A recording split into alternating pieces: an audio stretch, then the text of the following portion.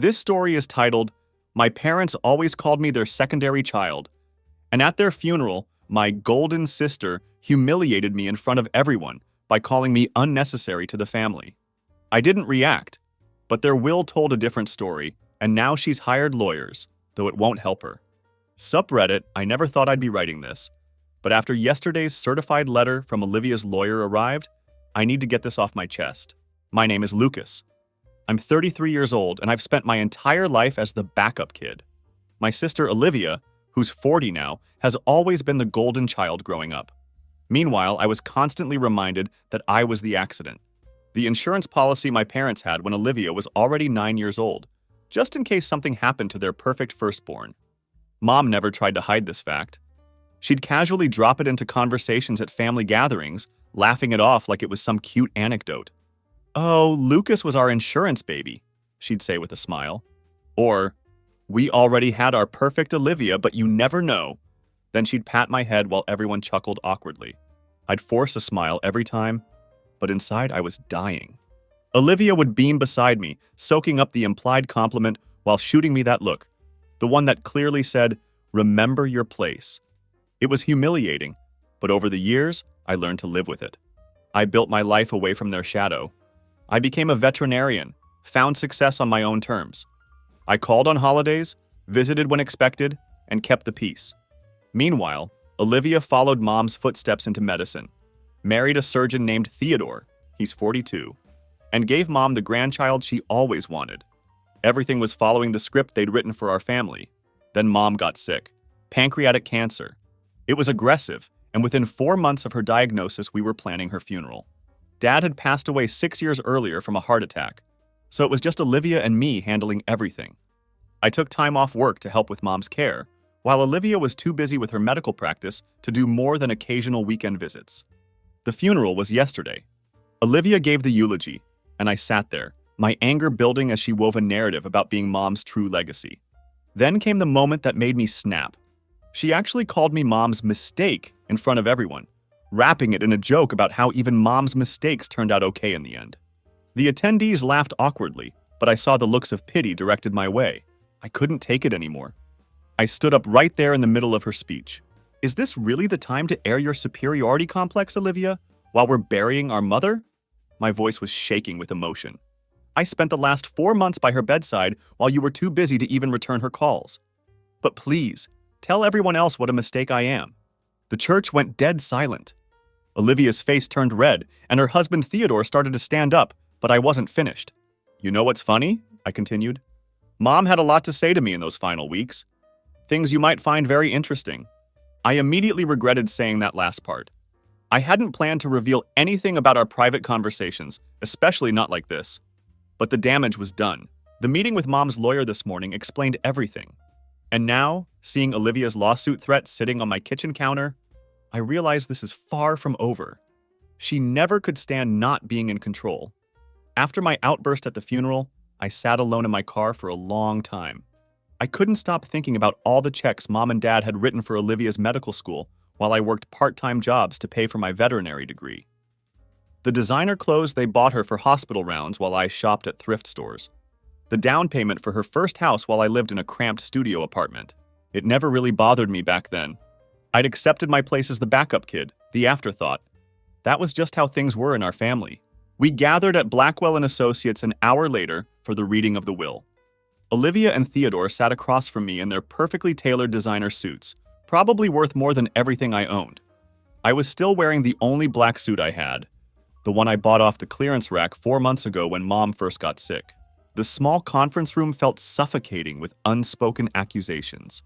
I kept thinking about those final weeks with Mom, the way she'd grip my hand during her lucid moments, how she'd apologize for being so blind, how she'd ask me to tell her about my life, my dreams, my struggles, things she'd never asked about before. Sometimes she'd cry, touching my face like she was seeing me for the first time. "You look so tired, Lucas," she'd say, noticing the dark circles under my eyes from sleeping in the hospital chair night after night. Mr. Blackwell, a 72-year-old attorney who had handled my parents' affairs for decades, walked in carrying a thick folder. Olivia immediately straightened up, the familiar, confident smile playing on her lips. She'd already told everyone at the reception how she'd be taking over everything. The lake house where we spent our summers, the family business Dad had built from nothing. Mom promised me, she'd said repeatedly, shooting me meaningful looks.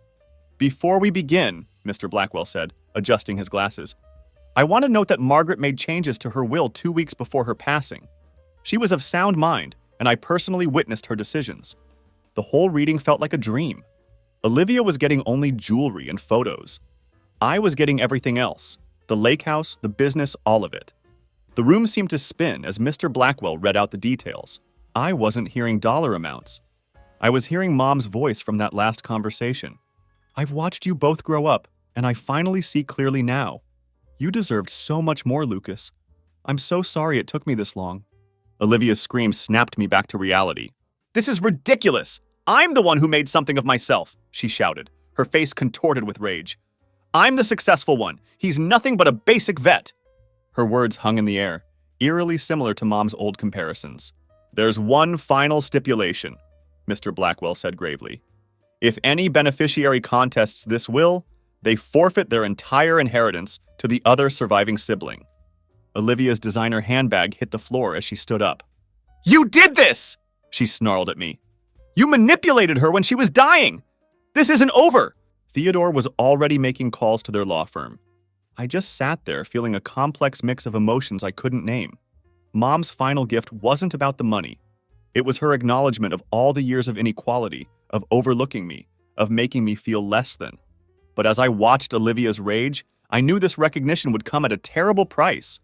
She'd never let this go. She'd never accept being the backup child. Looking at the hatred in my sister's eyes, I realized that Mom's last act of love would probably destroy what little was left of our family. And somehow that hurt more than all those years of being the mistake combined. The call started at 6 a.m. the morning after the reading. I was barely awake when Olivia's number flashed on my screen for the first time. You manipulative little snake, she hissed before I could even say hello. Do you really think you're going to get away with this? That was supposed to be my inheritance. I let her rant for a few minutes before hanging up. 10 minutes later, Theodore called. Be reasonable, Lucas. You know this isn't what your mother really wanted, he said, his voice dripping with condescension. Olivia's been managing the family business dealings for years. You don't know the first thing about running a company. By noon, I had 17 missed calls and 32 text messages. Olivia alternated between threats and attempts at guilt tripping. You've ruined my children's future, one text read, followed by, I'll make sure everyone knows how you manipulated Mom when she was dying. Then, my lawyer says we have a solid case for undue influence, and you'll spend every penny fighting this in court. I was about to block their numbers when Olivia's next message made my blood run cold. Remember when you had that DUI incident in college that Dad helped cover up? Imagine if the state veterinary board where you're licensed found out about that. I had to pull over on my way to work, my hands shaking uncontrollably. That DUI charge had been dismissed. Dad had pulled strings with an old friend, and I'd never had another incident. But Olivia was right. It could cause serious problems with my professional license if it came to light. The breaking point came that evening when Olivia showed up at my apartment unannounced, mascara running down her face. Take the $15,000, she said, trying to push past me into my apartment. Take your $15,000 and sign everything else over to me. That's what Mom originally planned, you know it is. When I wouldn't let her in, she started screaming in the hallway. You were nothing but a backup plan! A mistake! She shrieked. You really think Mom changed her mind about that in 4 months? She was on heavy medications! My elderly neighbor, Mrs. Rodriguez, poked her head out of her apartment. I could hear other doors opening as well. Olivia, go home, I said firmly, trying to close my door. She stuck her foot in the way. You have until tomorrow to accept the deal, she snarled. After that, I'm going to destroy you. I'm going to tell everyone how you took advantage of our dying mother, how you manipulated her when she was too weak to think straight, how you never visited until you realized there was money to be had. The irony of that last accusation, when I was the one who'd spent nights sleeping in a hospital chair while she was too busy to visit, wasn't lost on me. But as I finally managed to close and lock my door, Olivia's parting words echoed through the hallway. You were never meant to have any of this, Lucas, and I'm going to make sure you end up with nothing. I slid down against my door, listening to her heels click away down the hall. My phone buzzed again. Theodore this time. Olivia's being generous with her offer. Think carefully about the consequences of refusing. Looking at my phone screen, I realized I needed to start documenting everything because this wasn't just about money anymore. Olivia was out for blood. I sent Olivia a clear text message the next morning. The answer is no. I won't be taking the $15,000. Mom made her choice, and I'm respecting her wishes. I thought that would be the end of it. I was wrong. That evening, driving home from work, I noticed my brake pedal felt strange. It went almost to the floor before responding. I managed to pull into a mechanic's shop, my hands shaking. The mechanic's face turned serious as he looked under my car. "Someone's tampered with your brake line. See these cuts? They're fresh," he said grimly. "You're lucky you noticed it when you did." I felt sick. The only people who had access to my parking spot at work were other tenants in the building, including Theodore's cousin Victor, whom I'd seen lurking around my car that morning but hadn't thought anything of it.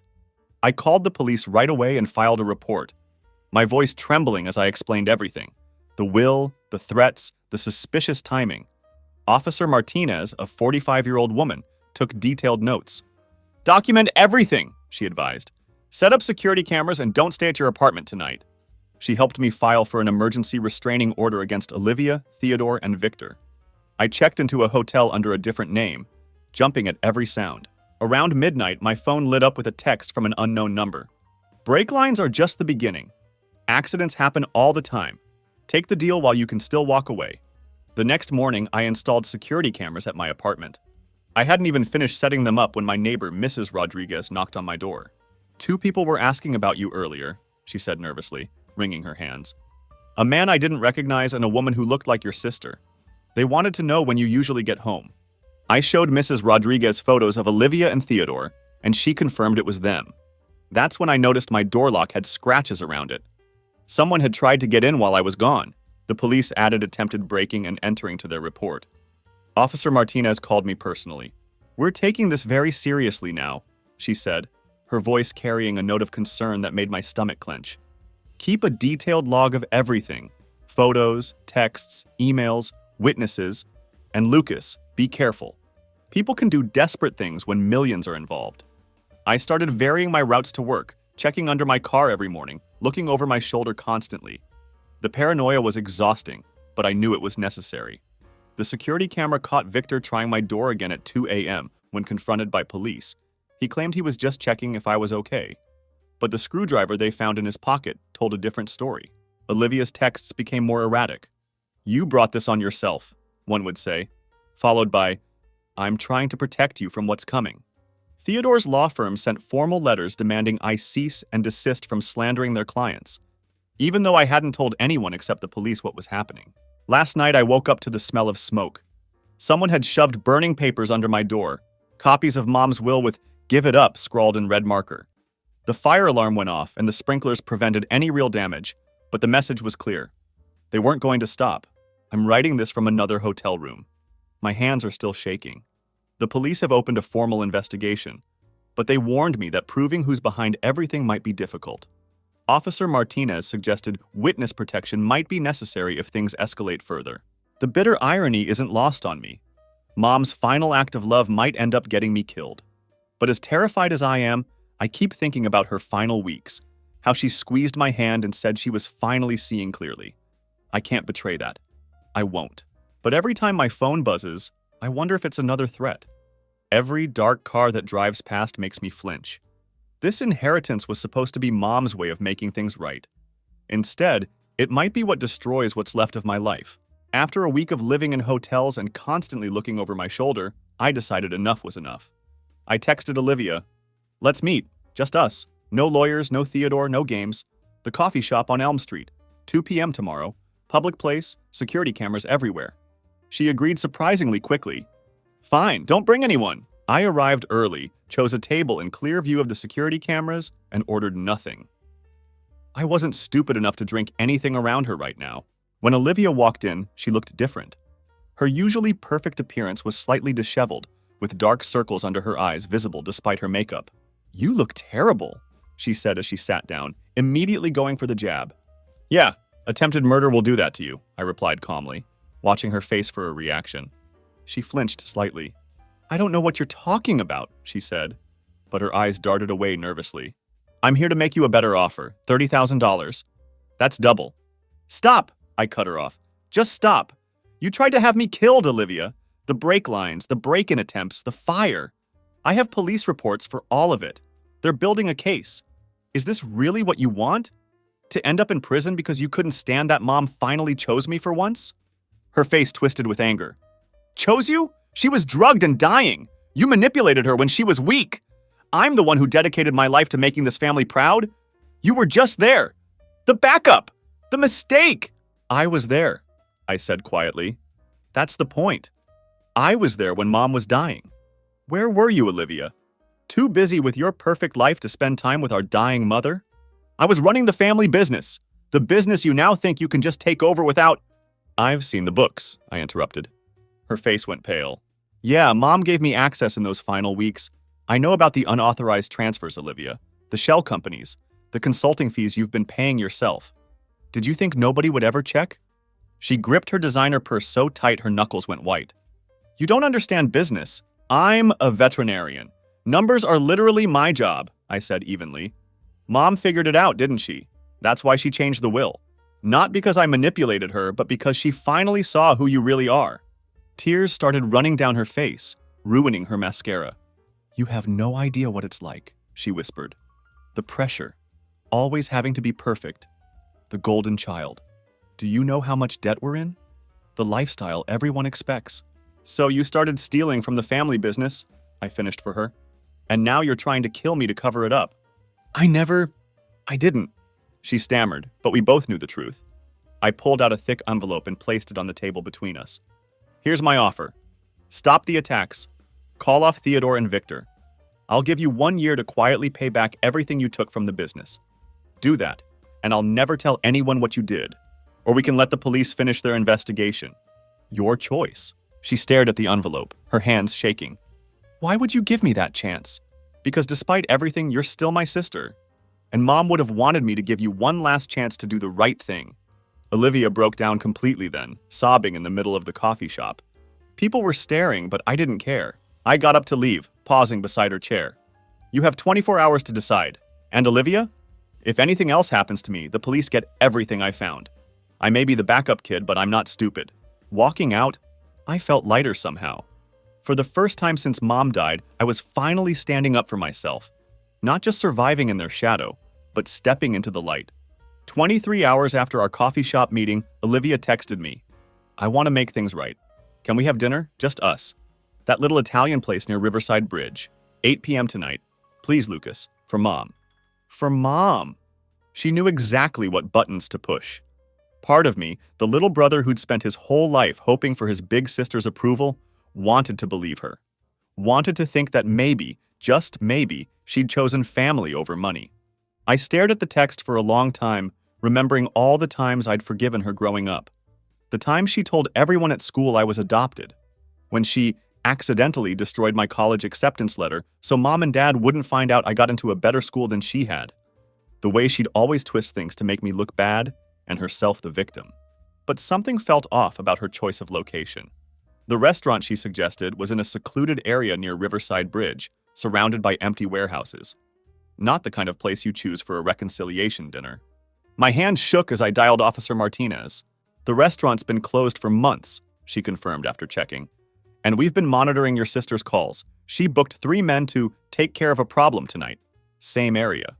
The betrayal hit me like a physical blow. Even after I'd offered her a way out, she was still plotting to kill me. Her own brother. I thought about Mom's final days, how she gripped my hand and apologized for not protecting me from Olivia sooner. She'd known. She'd always known what Olivia was capable of. The police set up a sting operation, and I agreed to play along, wearing a wire. At 7:55 p.m., I pulled into the empty parking lot. Olivia was waiting by her car, wearing black. Appropriate for what she had planned, I guess. Lucas! She called out, smiling that same fake smile she'd used our whole lives. I'm so glad you came. I've been thinking about what you said. She kept talking as she tried to lead me toward the bridge. That's when we heard the sirens. 3 men were caught hiding behind the abandoned buildings. They quickly confessed Olivia had hired them to make me disappear over the bridge rail. Theodore was arrested at his office, where he'd been setting up their alibis. I watched from a police car as they handcuffed my sister. She didn't cry this time. She just stared at me with pure hatred as they read her rights. "I should have made sure you never existed in the first place," she spat. "You ruined everything!" "No, Olivia," I said quietly, though I don't know if she heard me. "You did that yourself." Later that night, going through Mom's old papers, I found a letter she'd written to me years ago but never sent. "My dearest Lucas," it began. "I've watched Olivia torment you your whole life, and my greatest shame is that I let it happen. I told myself she would grow out of it, that it was normal sibling rivalry. But I see now there's something broken in her that can't be fixed. Protecting her didn't help. It only made her worse. I hope someday you can forgive me for not seeing it sooner." I cried then. Really cried. For the mother who'd finally seen the truth but died before she could make it right. For the little boy who'd spent his life being the backup kid. For the sister I'd never really had. Olivia and Theodore are facing multiple charges: attempted murder, conspiracy, embezzlement. The family business is mine now, along with everything else. But sitting alone in Mom's empty house, surrounded by the wealth that drove my sister to try to kill me, all I can think is some things can never be fixed. Some bridges once burned can never be rebuilt. And sometimes the backup plan turns out to be the right one all along. 2 weeks after Olivia's arrest, I visited her at the county jail. I don't know what I expected. Maybe some sign of remorse. A glimmer of the sister I used to look up to. The guard led me to the visitation room, and there she was. Orange jumpsuit replacing her designer clothes. Her perfectly manicured hands now bare. "I needed to see you," I said through the phone. "To explain." She just stared at me, her eyes cold. "Olivia, everything I did, going to the police, wearing the wire, I had to do it to survive. You were trying to kill me, but you're still my sister. We grew up together. Remember when you used to help me with my homework? Or when you stood up for me that time in middle school when those kids were bullying me?" She leaned forward, her face twisted with contempt.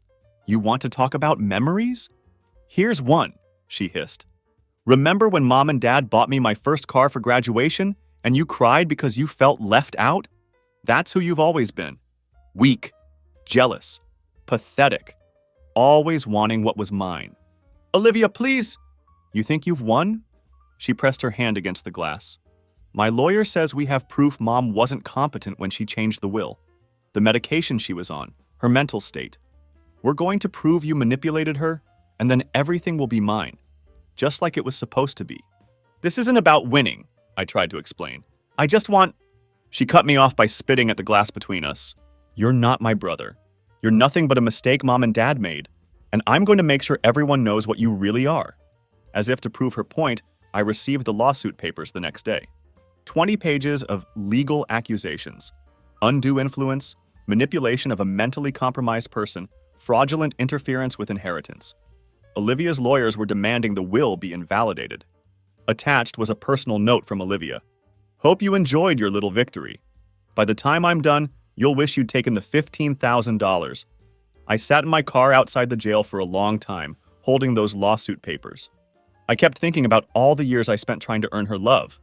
All the times I convinced myself that deep down, she must care about me. That blood had to mean something. But sitting there, I finally accepted the truth. Sometimes family isn't about blood. Sometimes it's about choices. And Olivia had made hers long ago. I just hadn't wanted to see it. I started the car and drove to Mom's lake house. My lake house now. Looking out over the water, I remembered Mom's words during those final days. "Don't let her make you feel small anymore, Lucas. You deserve to stand tall." Olivia's lawsuit doesn't scare me. I have the medical records showing Mom was competent. The witnesses who saw her lucid and clear in her decisions. And now evidence of Olivia's attempts to kill me for the inheritance. But the fact that she's still trying to destroy me, even from jail, still hurts in a way I can't quite explain. Maybe some people are just broken. Maybe some relationships can't be fixed. And maybe being the backup kid taught me something valuable after all. How to stand on my own, even when the people who should love you the most try to tear you down. The courtroom fell silent as the judge prepared to deliver the verdict. I sat there watching Olivia in her perfectly pressed jail uniform, still somehow managing to look like she was above it all. That was about to change. On the charge of attempted murder in the first degree, we find the defendant guilty. On the charge of conspiracy to commit murder, we find the defendant guilty. On the charge of embezzlement, we find the defendant guilty. With each guilty, Olivia's perfect facade cracked a little more. But it was the inheritance ruling that finally broke her. The judge spoke firmly. Regarding the petition to invalidate Margaret Harlow's will, the court finds no evidence of undue influence or diminished capacity. Medical records clearly show Mrs. Harlow was lucid and competent when making her final decisions. Multiple witnesses, including her primary physician and the hospital staff, have testified to her clear state of mind. The will stands as written. That's when Olivia finally shattered. She started laughing, a horrible broken sound that turned into screaming. "You don't understand. I was supposed to have it all. I was the good one. I did everything right." The courtroom erupted in chaos as Olivia collapsed, sobbing uncontrollably. "Mom promised me. She promised. It was all supposed to be mine." As they led her away for sentencing, she caught my eye. For the first time, I didn't see the confident, controlling sister who terrorized my life. I saw someone small and broken, destroyed by her own greed and hatred. Later that evening, I received a call from the jail. Olivia had attempted suicide. She was under observation now, but the guard said she kept mumbling about being nothing and losing everything. I went to see her in the hospital wing. She lay there staring at the ceiling, tears streaming silently down her face. When she saw me, she didn't show anger or hatred, just emptiness. "I lost everything," she whispered. "The money, my medical license, my reputation, my children." Her voice broke. "Theodore is divorcing me. He's taking the kids. Says he won't let them visit me in prison." For a moment, I saw a flash of the sister I used to know. Before the pressure to be perfect, before the greed, before it all went so horribly wrong. "I tried to have you killed," she said, her voice hollow. "My own brother. Mom would hate what I've become." "Yes, she would," I replied quietly. It wasn't cruel, just honest. Olivia turned away, curling into herself. "I don't know who I am anymore without the money, the status, the perfect life. I don't know who Olivia is." I stood to leave, pausing at the door. Maybe that's where you need to start. Walking out of the prison hospital, I felt the weight of our family's tragedy. Olivia would serve 15 to 25 years for the attempted murder charges, plus additional time for the embezzlement. She'd lost her family, her career, her freedom, everything she'd valued more than her own brother's life. Mom's final words to me suddenly made sense. Sometimes the hardest thing is watching someone you love destroy themselves. You can't save them. You can only save yourself. I drove to the lake house, my lake house now, without any more legal challenges. Looking out over the water, I finally let myself cry. Not for the inheritance or the victory in court, but for the sister I'd lost long before any of this happened. For the family we could have been if greed and jealousy hadn't poisoned everything. Some might say justice was served, but sitting there alone, watching the sunset over the lake, it just felt like the final chapter of a tragedy. Nobody won, nobody.